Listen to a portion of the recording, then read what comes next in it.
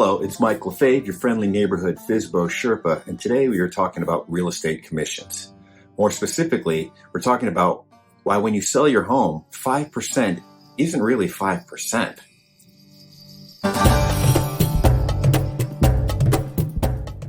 Okay, so like we've said before, commissions are not set in stone and they vary from office to office. But for today's math problem, we are going to use 5%. Now, real estate commissions are based off the sales price of your home. For this example, we're going to use a nice round number. Your home sells for $400,000. So, $400,000 home sale, 5% commission. That means you're paying $20,000 in real estate commissions. But, and there's always a but, if you're like me and most everyone else, you're not getting all of that $400,000 when your home sells. If you're like most people, you have a mortgage on your home.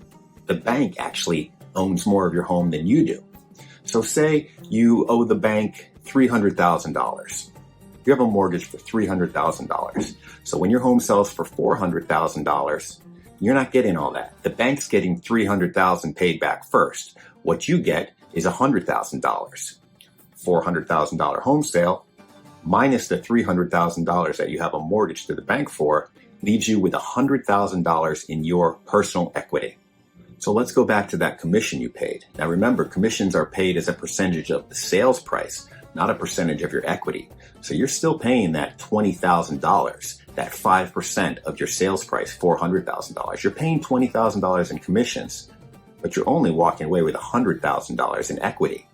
So if we look at that commission as a percentage of your equity, that's 20%. It's not 5%, it's 20%.